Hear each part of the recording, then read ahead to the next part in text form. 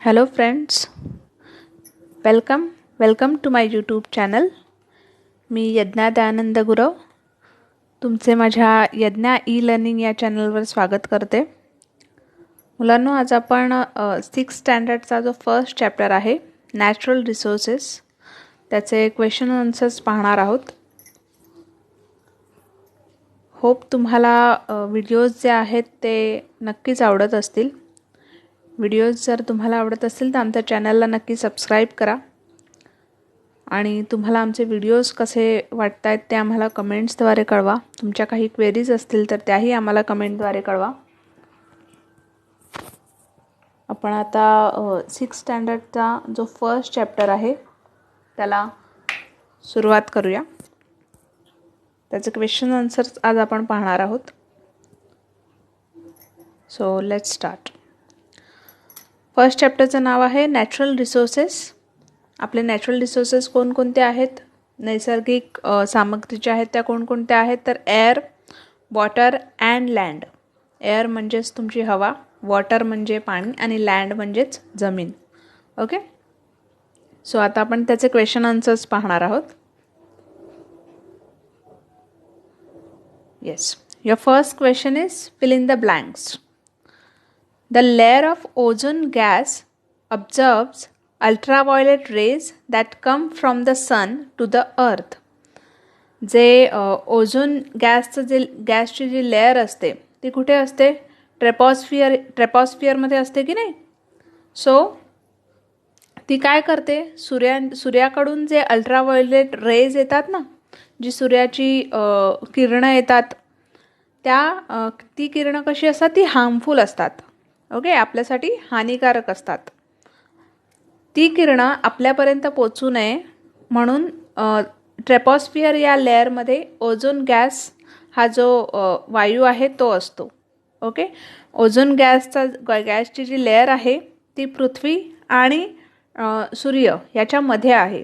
त्यामुळे काय होतं, अल्ट्राव्हायोलेट रेज जे आहेत ते पृथ्वीपर्यंत पोचत नाहीत, म्हणजेच आपल्यापर्यंत पोचत नाहीत आणि आपल्याला त्याचे जे दुष्परिणाम आहेत ते पाहायला मिळत नाही. ओके, सो ओझोन गॅस काय करतं, सूर्याकडून जे अल्ट्राव्हायोलेट रेज येतात ते ऑब्झर्व करतं, ते खेचून घेतं. ओके, आणि आपलं संरक्षण करतं. नाव the second question. Of the total water available on the अर्थ, फ्रेश वॉटर फॉर्म्स 0.3%. ओके, जे टोटल वॉटर आपल्या पृथ्वीवर अवेलेबल आहे त्यापैकी फ्रेश वॉटर म्हणजेच पिण्यायोग्य पाणी जे आपण पिऊ शकतो, फ्रेश वॉटर. बाकी तुम्हाला माहिती आहे ना, सीमध्ये वगैरे जे वॉटर आहे ते कसं आहे, ते सॉल्टी वॉटर आहे, right. So the fresh water जे असतं ते किती पर्सेंट आहे, तर 0.3% असतं. Okay, now third question. Both biotic and abiotic constituents are present in the soil. Abiotic आणि बायोटिक म्हणजेच जैविक. ओके, जैविक जे आहेत ते, आणि अबायोटिक म्हणजेच अजैविक. आता हे दोन्ही जे कन्स्टिट्युएंट आहेत, म्हणजे जे कन्स्टिट्युएंटचा अर्थ आहे घटक. ओके, जे सॉइलमध्ये असतात ना ते. सॉइल म्हणजेच तुमची माती. सो बायोटिक आणि अबायोटिक हे दोन्ही कन्स्टिट्युएंट्स सॉइलमध्ये प्रेझेंट असतात. ओके, जैविक आणि अजैविक घटक हे दोन्ही मातीत मिसळलेले असतात. Now the second question. Why is it said that. याला असं का म्हणतात. So the first question is the ozone layer is a protective shell of the earth. Ozone लेअरला पृथ्वीची प्रोटेक्टिव्ह शेल असं का म्हटलंय, पृथ्वीला ती प्रोटेक्ट करते असं शेल, कवच असं का म्हटलंय. So the answer is our sun emits ultraviolet rays which are harmful to human beings. They can cause skin cancer. जे ओझोन लेअर आहे ते काय करतं, तर सूर्याकडून जे अल्ट्राव्हायोलेट रेज आपल्यापर्यंत येतात जे हार्मफुल असतात आपल्यासाठी, ह्युमन बीइंगसाठी, ते तिथे रोखून ठेवतं, राईट. आणि त्यामुळे जे अल्ट्राव्हायोलेट रेज असतात त्याच्यामुळे आपल्यावर काय दुष्परिणाम होतात, तर आपल्याला स्किन कॅन्सर वगैरे असे जे आजार आहेत ते उद्भवतात. Then second, the ozone layer absorbs these harmful rays. Therefore, it is said that the ozone layer is protective shell of the earth. Of course, ozone layer जे आहे ते हार्मफुल जे रेज येतात सूर्यापासून आपल्याकडे त्यांना तिथे रोखून धरतं, तिथे ऑब्झर्व करतं. ओके, त्यामुळे काय होतं, ते आपल्यापर्यंत पोचत नाहीत आणि म्हणूनच ओझोन लेअरला पृथ्वीचा प्रोटेक्टिव्ह शेल असं म्हटलेलं आहे. Okay, now the second question, water is life. पाणी हे जीवन का आहे? The answer is we require water for drinking. Yes, we require water for drinking. आपल्याला पिण्यासाठी पाणी हवं आहे की नाही. Second, the blood of animals and sap of plants contained water. जे रक्त असतं प्राण्यांचं किंवा प्लांटचं जे सॅप आहे म्हणजेच झाडांचं जे साली असतात ना ते काय कंटेन वॉटर, त्यात पाणी असतं की नाही. Third, we depend on plants for our food. आपण झाडांवर अवलंबून आहोत की नाही आपल्या अन्नासाठी. Fourth, water is also required for various other purposes like maintaining cleanliness, constructions etcetera. Therefore it is said that water is life. पाणी हे आपल्याला बऱ्याच गोष्टींसाठी उपयोगी ठरतं. क्लीनलीनेस, स्वच्छता राखण्यासाठी. देन कन्स्ट्रक्शनसारखे जे वर्क असतात, बिल्डिंग बांधणे किंवा घर बांधणे, या सगळ्या गोष्टींसाठी सुद्धा तुम्हाला पाण्याची गरज लागते आणि म्हणूनच वॉटर इज लाईफ असं म्हटलेलं आहे. Now move to the third question. Sea water is useful even though it is not potable. Sea water जे आहे म्हणजेच तुमचं समुद्राचं जे पाणी आहे ते आपल्यासाठी युजफुल आहे, आपल्यासाठी ते महत्त्वाचं आहे जरी ते पोटेबल नसलं. नाव पोटेबल म्हणजेच काय तर पिण्यायोग्य नसलं. ओके, पोटेबलचा अर्थ होतो पिण्यायोग्य. आपण समुद्रातलं पाणी पित नाही ना, सो ते पोटेबल जरी नसलं, ते पिण्यायोग्य जरी नसलं तरी ते आपल्यासाठी महत्त्वाचं का आहे? The answer is water vapours are form from sea water. Water vapours, पाण्याची जी वाफ होते, वॉटर सायकल आपण पाहिलं होतं. वॉटर सायकलमध्ये काय होतं, समुद्राच्या पाण्याची वाफ होते आणि ती ढगात जाते. ओके, ती वजनाने हलकी असल्यामुळे ती वर क्लाउड त्याचे तयार होतात, क्लाउडमध्ये जाते आणि जेव्हा तो क्लाउड जड होतो, वजनाने जड होतो, तेव्हा ते पाणी रेनच्या स्वरूपात, पावसाच्या स्वरूपात पुन्हा जमिनीवर येतं आणि हे जे वॉटर सायकल आहे हे कंटिन्युअसली चालू राहतं. So the water vapours are formed from sea water. ते वॉटर वेपर जे आहे, पाण्याची वाफ जी आहे ती समुद्राच्या पाण्याने तयार होते. दिस वेपर्स फर्दर फॉर्म क्लाउड. आणि हेच वेपर जे आहे, ही जी वाफ आहे ती नंतर काय तयार करतात, क्लाउड तयार करतात, ढग तयार करतात. From this clouds we get rain water which is fresh water. आणि ह्याच क्लाउडनंतर हेच जे क्लाउड असतात त्यातून काय पडतं तर पाऊस पडतो, रेन पडतो आणि हे पावसाचं जे पाणी आहे ते कसं असतं, फ्रेश असतं. Right, it is fresh water. Thus sea water is a source of fresh water. आणि म्हणूनच सी वॉटर जे आहे ते फ्रेश वॉटरचं काय आहे, सोर्स आहे. सी वॉटरमुळेच आपल्याला फ्रेश वॉटर हे मिळतं. Therefore, it is said that sea water is useful even though it is not potable. आणि म्हणूनच असं म्हटलेलं आहे की समुद्राचं पाणी जे आहे ते आपल्यासाठी युजफुल आहे जरी ते पिण्यायोग्य नसलं तरी. Okay, move to the next question. What will happen if. जर असं झालं असतं तर काय घडलं असतं?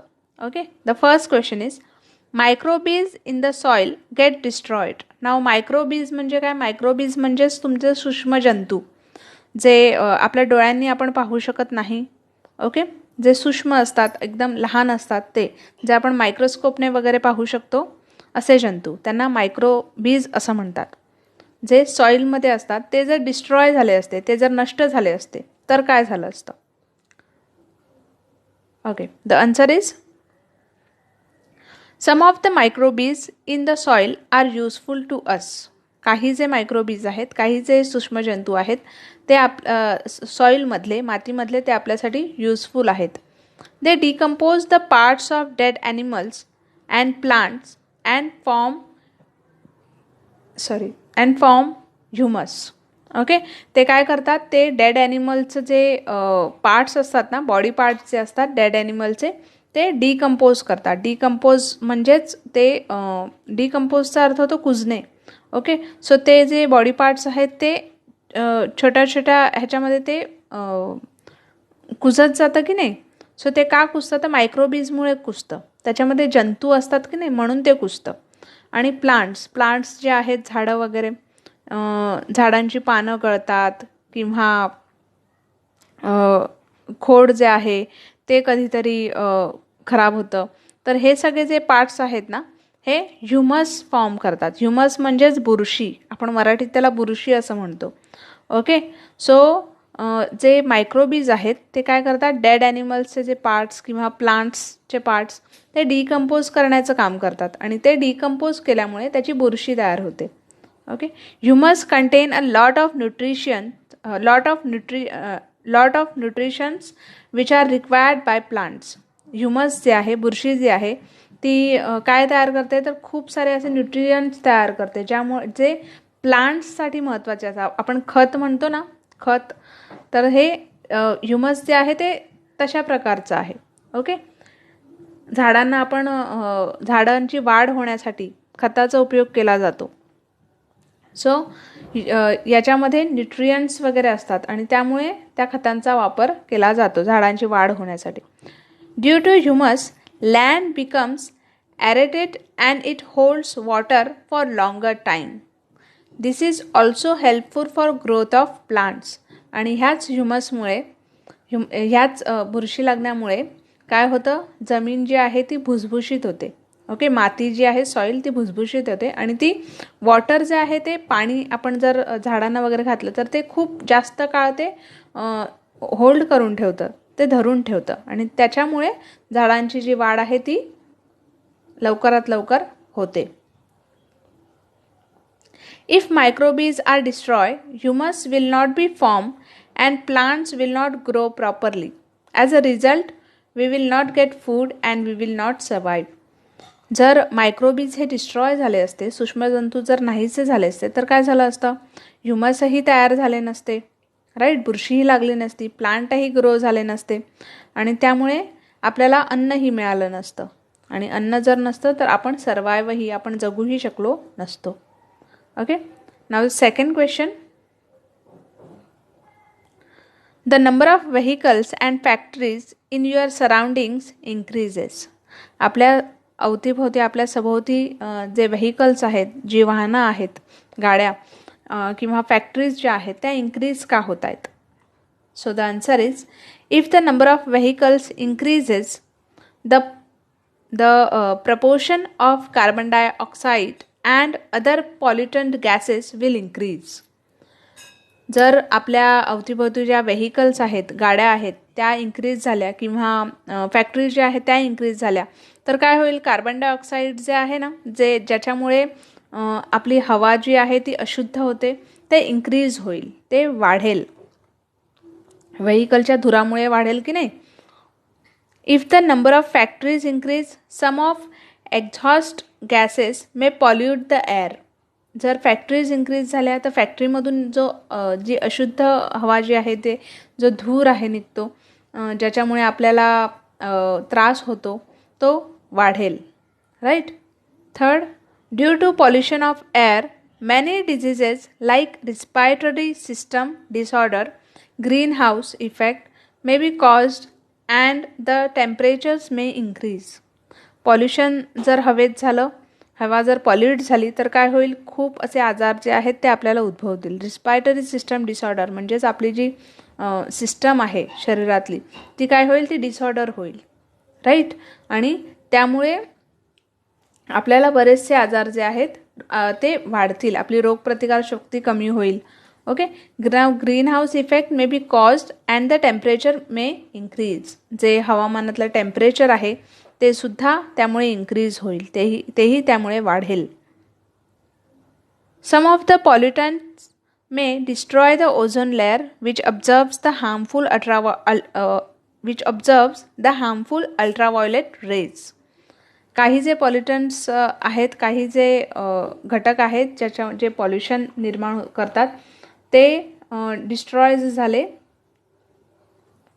ते ओझोन लेअरला सुद्धा डिस्ट्रॉय करू शकतात. ओके, ओझोन लेअर काय करतं तर अल्ट्राव्हायोलेट रेज जे आहेत ते ऑब्झर्व करतं जे सूर्याकडून येतात. Right, this will result into reaching this rays to that region and may cause skin care.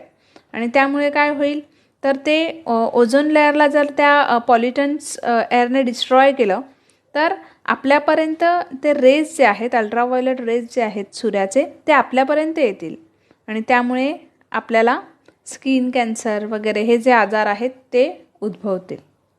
Okay, now move to the third question. The total supply of potable water is finish. जर potable water जे आहे, पिण्यायोग्य जे पाणी आहे, fresh water जे आहे, त्याचं सप्लाय जर पूर्णपणे बंद झालं तर काय होईल? We require potable water for drinking. Yes, आपल्याला हे वॉटर जे आहे पोटेबल वॉटर ते पिण्यासाठी हवं आहे. Drinking water is essential for our survival. Water is need, right. Water आपल्याला खूप गरजेचं आहे की नाही पिण्यासाठी आणि जगण्यासाठी सुद्धा. If the total supply of potable water is finish we will have to obtain potable water from the salty sea water. जर हे पोटेबल वॉटर जे आहे ते फिनिश, त्याचं सप्लाय जर संपलं, त्याचं सप्लाय जर फिनिश झालं तर आपल्याला काय करावं लागेल, जे सॉल्टी वॉटर आहे ना सीमधलं, ते पोर्टेबलमध्ये आपल्याला कन्वर्ट करावं लागेल आणि त्या प्रोसेसला खूप बराच वेळ जाईल. आपली तेवढी आपल्याला सामग्रीही लागेल त्याच्यासाठी. Right, this is a costly process. ही जी प्रोसेस होईल ना मग from salty water to fresh water, ही कशी होईल? कॉस्टली होईल, खूप पैसाही जाईल त्याचा. And we will have to purchase portable water at a very high price. आणि आपल्याला याच पोर्टेबल वॉटरसाठी, याच पाण्यासाठी, फ्रेश वॉटरसाठी आपल्याला काय करावं लागेल? ते हाय प्राईजमध्ये, जास्त किमतीत ते विकत घ्यावं लागेल. ओके, सो जे आपलं वॉटर सायकल नॅचरल आहे, it's good no. Okay, now move to the fourth question. Match the following. Okay, first carbon dioxide. तर मी इथे डायरेक्ट तुम्हाला आन्सर सांगते. ओके, कार्बन डायऑक्साईड काय आहे तर carbon dioxide plants and food production. Carbon dioxide, झाड जे आहे, प्लांट्स जे आहेत ते कार्बन डायऑक्साईड शोषून घेतात, माहिती आहे ना, आणि आपल्याला ऑक्सिजन देतात, ऑक्सिजन आपल्याला प्रोव्हाइड करतात. Right, so plants and food production is going to carbon dioxide. Then second is oxygen. Oxygen काय करतं तर कंबस्टेशन. कंबस्टेशन म्हणजेच काय? ऑक्सिजन जे आहे ते, जस्ट अ मिनिट, ऑक्सिजन जे आहे ते काय करतं? कंबस्टेशन करतं. कंबस्टेशन म्हणजेच तुमची जी बर्निंग प्रोसेस आहे, राईट, तर बर्निंग प्रोसेसला ऑक्सिजन इज नीडेड. बर्निंग म्हणजे आग लागते, फायर, यु नो ना, तर तिथे ऑक्सिजन जो गॅस आहे तो गरजेचा आहे. वॉटर वेपरमुळे काय होतं? पाण्याची वाफ, connection is going to rain, right, पाऊस पडतो की नाही वॉटर वेपरमुळे. Then microbes, generation of soil. Microbes जे सूक्ष्मजंतू आहेत ते काय करतात? सॉईल जी आहे ती फर्टाईल करतात, बरोबर. त्यामुळे सॉईल, माती जी आहे ती भुसभुशीत होते, प्लांट्स ग्रो व्हायला मदत होते. Okay, now move to the fifth question, that is name the following constituents of the biosphere. आता now what is biosphere? Biosphere ना, बायो मीन्स सजीव. ओके ना, अँड बायोस्फियर म्हणजेच सजीवाच्या अवतीभोवती जे लेअर आहेत ते कोणते आहेत? ओके, कोणते घटक आहेत? सो फर्स्ट इज ॲटमॉस्फियर, आपलं वातावरण, ॲटमॉस्फियर. देन लिथॉस्फियर. लिथॉस्फियर म्हणजेच तुमची जमीन, land, right. Third hydrosphere. Hydro is equal to water. Okay, hydro means water. 3 layer आहेत. ॲटमॉस्फियर म्हणजेच तुमचं air. Okay, lithosphere, land, hydrosphere, water. Okay, second question, biotic constituents of soil. Biotic constituent जैविक घटक सॉईलमध्ये कोणते असतात, मातीत कोणते असतात? फर्स्ट इज मायक्रोबीज, सूक्ष्मजंतू. सेकंड वॉर्म्स माहिती आहे ना तुम्हाला, गांडूळ वगैरे. देन इन्सेक्ट, काही कीटकही असतात. अँड रोडेंट्स म्हणजेच काय, उंदीर, घुशी. ओके, सो हे झाले रोडेंट्समध्ये. सो बायोटिक कन्स्टिट्यूएंट हे सगळे आहेत. Third is fossil fuel. Fossil fuel कोणतं आहे, असं फ्युअल कोणतं आहे जे आपण, फॉसिल फ्युअल म्हणजेच इंधन. Okay, so first petrol, then diesel, kerosene म्हणजेच रॉकेल, पॅराफिन. ओके, हे 4 फॉसिल फ्युअल्स आहेत. Fourth, inert gases in air. एअरमध्ये कोणकोणते गॅसेस आपल्याला आढळतात, हवेत कोणते गॅसेस आढळतात? तर argon, helium, neon, krypton and xenon. हे 5 गॅसेस जे आहेत ते एअरमध्ये आपल्याला सापडतात. Fifth, gases that are harmful to ozone layer. Ozone लेअरला हार्मफुल असणारे गॅसेस कोणते आहेत? तर carbon tetraoxide, chlorofluorocarbons. Okay, carbon tetraoxide and chlorofluorocarbons हे जे गॅसेस आहेत ते ओझोन लेअरला हार्मफुल आहेत. Move to the sixth question, true or false. Land and soil are the same things. Land आणि सॉईल हे सेम आहेत का? No, it's not a same thing. Okay, so it's a false.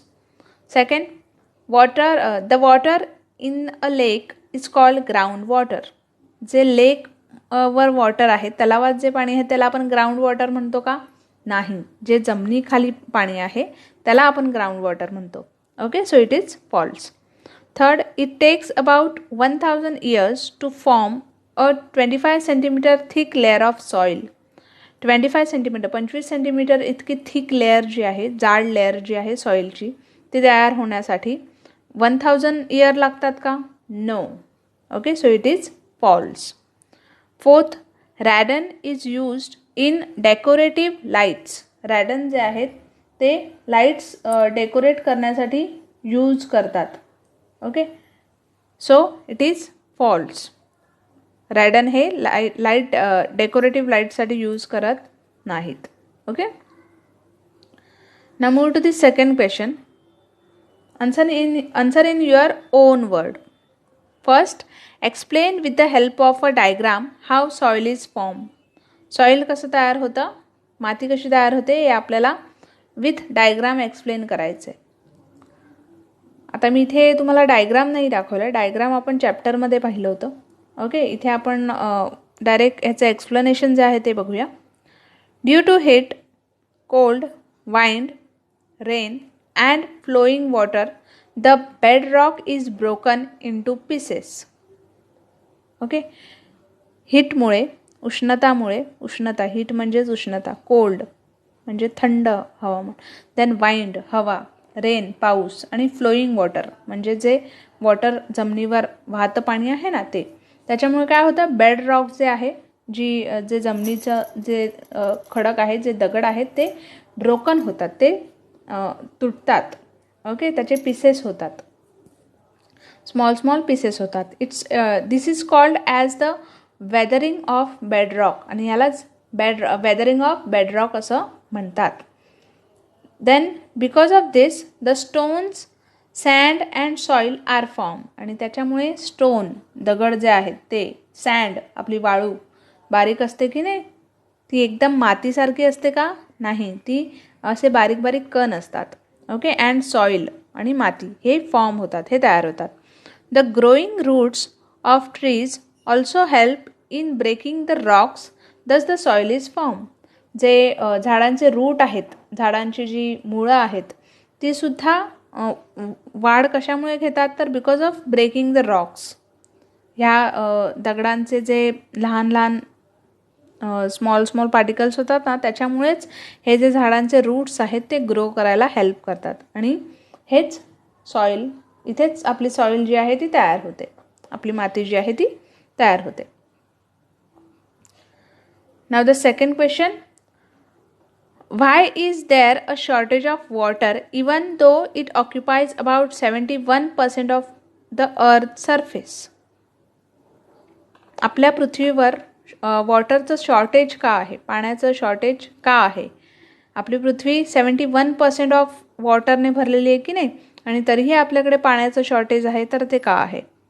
The answer is, though 71% of the earth surface is occupied by the water, only 0.3% of the water of total water on the earth is fresh water available for drink. आपल्या पृथ्वीवर जरी 71% भाग जो आहे पृथ्वीचा तो पाण्याने व्यापलेला असला, तरी जे फ्रेश वॉटर आहे, जे आपण इनटेक करतो, जे आपण पितो, ते किती आहे? 0.3% आउट ऑफ 71%.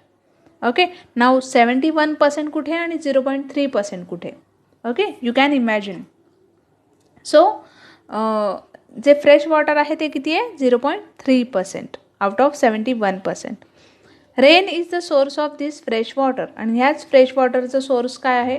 रेन. रेनमुळेच आपल्याला फ्रेश वॉटर मिळते. If in a particular region rainfall is not sufficient, then that region experiences shortage of water. जर एखाद्या भागात पाऊस कमी पडला, ओके, तर आणि सफिशियंट नाही पडला, तर तिथे काय होईल? ऑफकोर्स वॉटरचं जे शॉर्टेज आहे ते तुम्हाला त्या भागात बघायला मिळेल. Okay, now third question, what are the various constituents of air? Write their uses. Okay, हवेत कोणकोणते घटक आहेत ते आपण बघणार आहोत, आणि त्यांचे युजेस काय आहेत, त्यांचे वापर काय आहे ते आपण बघणार आहोत. The various constituents of air and the necessary proteins. It is useful in the production. Their uses are as follows. त्याचे युजेस जे आहेत ते पुढे आपण बघणार आहोत. फर्स्ट जो कन्स्टिट्युएंट आहे तो आहे नायट्रोजन. ओके, नायट्रोजन काय करतं? It helps living things to blind the necessary proteins. It is useful in the production of ammonia and in airtight packaging of food stuff. जे फूड असतं ना, जे पॅक करतात एअरटाईट कंटेनर, तुम्ही जे wafers वगैरे खाता किंवा काही वेगळं, तर त्यात नायट्रोजन हा गॅस असतो. त्याच्यामुळे ते फूड जे आहे, जे पॅक करून ठेवतात, ते आपल्यापर्यंत व्यवस्थित राहतं, फ्रेश म्हणू शकतो आपण, आपल्याला खाण्यायोग्य ते असतं. Second, oxygen. Necessary for respiration in living thing and for combustion. जे ऑक्सिजन आहे, ऑफकोर्स ते आपल्याला श्वास घेण्यासाठी गरजेचं आहे की नाही? ओके, आणि ज्वलन, आग जी लागते त्याच्यासाठी सुद्धा ऑक्सिजन हे महत्त्वाचं आहे. Carbon dioxide. Plants use it for producing their food used in fire extinguisher. Carbon dioxide जे आहे ते कशासाठी यूज होतात? तर प्लांटसाठी. प्लांट काय करतात? आपले अन्न जे आहेत, झाडं, ती कार्बन डायऑक्साईडद्वारे तयार करतात. आणि फायर एक्सटिंग्विशर म्हणजेच त्याने आगही विझवता येते. ओके. फोर्थ, ॲर्गन. ॲर्गन म्हणजेच काय? तर argon is used in electric bulb. Electric bulb जे आहे, आपली लाईट जी आहे, त्याच्यामध्ये ॲर्गन हा जो वायू आहे तो असतो. Fifth is helium. Helium use for obtaining low temperature and also for generating lift in airships. Helium कशासाठी यूज होतं? तर लो टेम्परेचर असेल तिथे, आणि कुठे हा गॅस सापडतो? लो टेम्परेचरच्या एरियामध्ये, आणि जनरेटिंग लिफ्ट इन एअरशिप. आपलं जे विमान आहे ते वर उंचावर जेव्हा जातं तेव्हा त्याला हेलियम हा जो वायू आहे तो मदत करतो. 6 is neon. Neon used in decorative lights and for street lighting. Neon जे आहे, जो घटक आहे तो काय करतो? तर डेकोरेटिव्ह लाईट, आपले जे लाइटिंग आपण करतो ना डेकोरेशनसाठी ते, आणि फॉर स्ट्रीट लाइटिंग, जे रस्त्यावरचे लाईट्स आहेत ते निऑनमुळे हे होतात, पेटतात. क्रिप्टनमुळे काय होतं? Used in fluorescent tube. जे फ्लुरोसेंट ट्यूब असतात त्याच्यामध्ये क्रिप्टन हा घटक जो आहे तो असतो. झेनॉन. झेनॉनमध्ये झेनॉन कुठे असतं? फ्लॅश फोटोग्राफी आपण करतो ना, फ्लॅश मोबाईलला असतात आता. सो तिथे झेनॉन हा जो घटक आहे तो असतो. Okay, now move to the fourth question. I think it's fourth and last question. Okay. Why are air, water and land considered to be valuable natural resources? हवा, पाणी आणि जमीन हे महत्त्वाचे नॅचरल रिसोर्सेस का आहेत?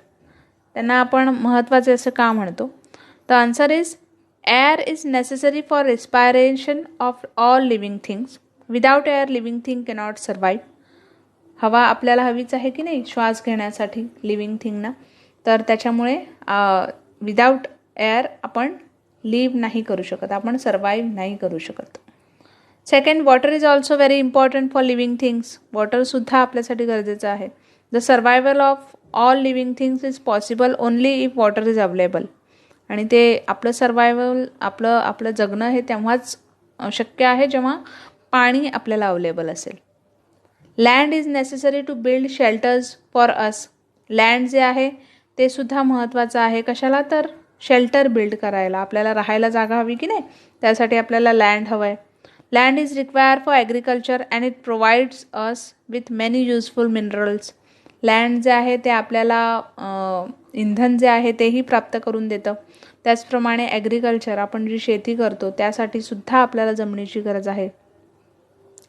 Thus air, water and land satisfy our basic need. आणि म्हणून एअर, वॉटर आणि लँड जे आहेत ते आपल्या बेसिक नीड जे आहेत त्या पूर्ण करतं. Okay, but their availability is limited. पण त्यांची जी अवेलेबिलिटी आहे, त्यांची जी उपलब्धता आहे ती कशी आहे? लिमिटेड आहे, कमी आहे. So air, water and land are considered to be valuable natural resources. आणि म्हणूनच ते आपल्या लाईफमध्ये खूप व्हॅल्युएबल असे नॅचरल रिसोर्सेस आहेत. ओके, खूप महत्त्वाचे असे नॅचरल रिसोर्सेस आहेत. सो फ्रेंड्स, इथे आपला 6th स्टँडर्डचा जो फर्स्ट चॅप्टर होता नॅचरल रिसोर्सेस, त्याचे क्वेश्चन आन्सर्स आपण पाहिले होते. होप तुम्हाला हा व्हिडिओ आवडला असेल. क्वेश्चन आन्सर्स जे आहेत ते तुम्हाला कळाले असतील. जर काही डाऊट्स असतील, तुमच्या काही क्वेरीज असतील तर आम्हाला कमेंटद्वारे नक्की कळवा. आमचा व्हिडिओ तुम्हाला कसा वाटला हेही आम्हाला कमेंटद्वारे कळवा. आमचा व्हिडिओ तुम्हाला आवडला असेल तर आमचा चॅनल नक्की सबस्क्राईब करा. बेल आयकॉनवर क्लिक करा. तुम्हाला नेक्स्ट व्हिडिओचे जे नोटिफिकेशन्स आहेत ते मिळतील बेल आयकॉनवर क्लिक केल्यावर. आणि भेटूया आपण आपल्या पुढच्या व्हिडिओमध्ये. तोपर्यंत take care. Have a good day.